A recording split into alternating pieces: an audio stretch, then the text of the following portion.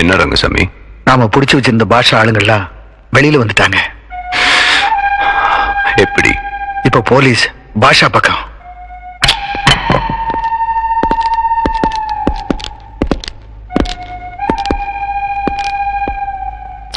நீ ஒண்ணு பண்ணு, பாம்பேல இருக்கிற எல்லா டான்ஸையும் கூப்பிடு. இன்னைக்கே கூப்பிடு. Okay sir. பாஷாவையும் சேர்த்தி, அதாவது உன் பையன்.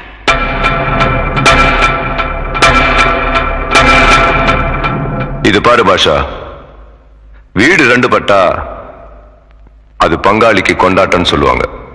நமக்குள்ள ஒரு சண்டைன்னா அது போலீஸ்காரங்களுக்கு தான் லாபம். நாமளா அடிச்சுக்கிட்டு சாகணும்னு அவங்க காத்துட்டு இருக்காங்க. அதுக்கு நம்ம இடம் கொடுக்க கூடாது. இனிமே பாஷா ஆண்டனி ரெண்டு பேரும் எதிரிகள் இல்ல, நண்பர்கள். உன் பிசினஸ்ல நான் தலையிட மாட்டேன், அதே மாதிரி என் பிசினஸ்ல நீ தலையிடக்கூடாது. இது உனக்கும் நல்லது, எனக்கும் நல்லது, நம்ம எல்லாருக்குமே நல்லது. நான் பணமோ பேரை சம்பாதிக்கிறதுக்கு இந்த தொழிலுக்கு வரல, உன்னை அழிக்கத்தான் இந்த தொழிலுக்கு வந்த. இப்பவும் சொல்றேன், நீ சேர அக்கிரமத்தில் நிறுத்திட்டு அன்வர் சமாதியில் மண்டி போட்டு மன்னிப்பு கேட்டு போலீஸ் சென்டர் ஆயிடு.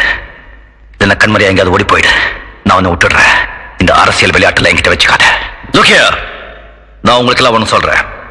நீங்க ஆண்டோனிக்கு பயந்து அவங்க கூட பிசினஸ் செஞ்சுட்டு இருக்கீங்க, மனசாட்சிக்கு எதிராக வேலை செஞ்சுட்டு இருக்கீங்க. நீங்க ஆண்டோனிக்கு பார்த்து பயப்பட வேண்டாம்.